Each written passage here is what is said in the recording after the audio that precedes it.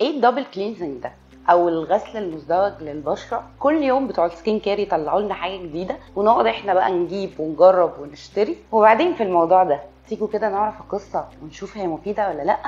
يلا مفيش مانع نعرف اكتر. الدبل كلينزنج على فكره حاجه خطيره، واكتشفوا ان ليها فوائد تحفه. بس قبل ما اقول لكم بقى فوائدها هقول لكم يعني ايه اصلا دبل كلينزنج. دبل كلينزنج يعني نستخدم نوعين كلينزر، حاجتين بينظفوا الوش او بيغسلوا الوش في نفس الوقت مرتين في اليوم. الدبل كلينزنج ده يعني استخدم حاجه اويل بيست وحاجه واتر بيست، يعني حاجه مكونه من بيز او خامه زيوت وحاجه مكونه من انها دايبه في الميه. يعني باختصار الغسول والمايسلر واتر الاثنين عندنا، بس الاثنين مش عارفين نستخدمهم ازاي وامتى والستبس بتاعتهم بالظبط. الموضوع بسيط جدا. هنستخدم كل يوم الصبح لما نصحى وقبل ما ننام على قطنه المايسلر واتر نمسح بيها وشنا، وبعد كده نستخدم الغسول.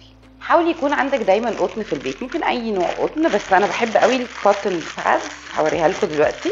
اي نوع اللي هي بتبقى الشكل ده، وبحط عليه مايسلر واتر. ممكن نستخدم للبشره الحساسه بايدرما، ممكن نستخدم مايسلر واتر جارنيه من الحاجات الحلوه قوي، كمان مايسلر واتر ايفن، ودي بقى مميزه قوي انها فيها هايلورونيك اسيد وكمان فيها فيتامين بي 3. فيتامين بي 3 مهم قوي وانا بحباه قوي، وهتلاقوه في حلقات كتير قوي الايام دي. وهتلاقوا ان اي مايسلر واتر منهم بنحط على القطنه وبعدين نبدا نابلاي على وشنا، نستخدم على الوش ننضفه كويس قوي. هتلاقوا لون القطنه اصلا، عارفين كده فكره القطنه ما بتكدبش بتاعت مدام نظيفه، هو ده اللي بيحصل بالظبط. بتلاقوا ان القطنه لونها هيكسف يعني حتى لو احنا غاسلين وشنا، بس عشان بتشيل الشوائب او اللي بيقولوا عليها بيوريتيز، بتشيل بواقي الميك اب، بتشيل الدهون الزياده للبشره الدهنيه، بتشيل كمان البواقي الميك اب وكل الحاجات اللي على وشنا. وبعد كده نروح نغسل وشنا بقى بالغسول. زي ما قلت لكم انا بحب قوي غسول يوسرين عشان بينظم افراز الدهون، وانا اصلا بشرتي دهنيه، فنختار غسول مناسب لينا. نجيب نوع واحد مايسلر واتر من الحاجات اللي بتريحنا، ونعمل الدبل كلينزنج علشان الفوائد اللي هقولها لكم دلوقتي حالا.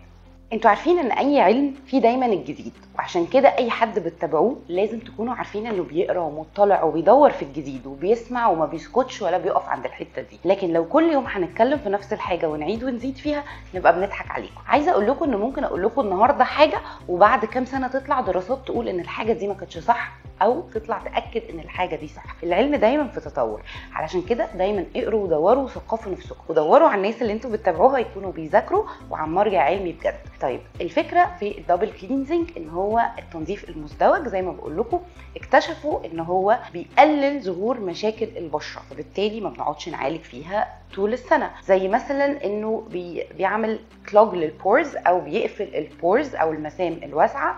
طبعا ما بتتقفلش 100% والا البشره تبقى مش بتتنفس. السكين بارير بقى من الحاجات اللي برضو كلمه هتسمعوها كتير قوي الايام دي في علم السكين كير او علم الاهتمام بالبشره. طيب ايه السكين بارير؟ بيبقى مكون من الزيوت والميه اللي بتكون الطبقه الخارجيه للبشره. فالسكين بارير ده الناس اللي هي اكسبرت في السكين لو بصت كده على وش اي حد هتعرف السكين بارير بتاعها صحي، السكين بارير بتاعها مش صحي. ومن هنا بنقدر نقول البشره دي مهتمين بيها ولا البشره دي هاملينها وسايبينها كده، او بتختار اختيارات غلط واختياراتها مدمره حياتها.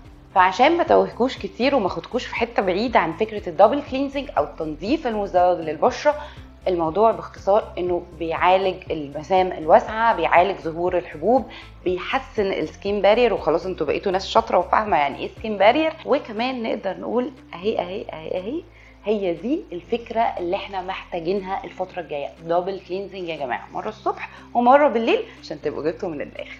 بحب جدا التفاعل بيني وبينكم عشان انتوا اكتر ناس انا بتفائل بالتعامل معاها، وبحس ان انتوا بترجعوا تقولوا لي اسئلتكم ورد فعلكم عن الحلقات. ارجوكم اكتبوا لي في الكومنتس كل الاسئله. لو في اي حاجه مش واضحه انا عايزاكم كلكم تطلعوا بعد الفرجه على حلقاتي فاهمين قوي في السكين كير، حاسين ان انتوا اكنكم معاكم دبلومه السكين كير، حاسين ان انتوا معلوماتكم قويه جدا، بتعاملوا بشرتكم معامله مش اي كلام. وعلشان كده ما تنسوش تعملوا شير ولايك عشان المعلومه توصل لاكتر عدد ممكن. وكمان هستنى استفساراتكم في الكومنتس. اشوفكم على خير.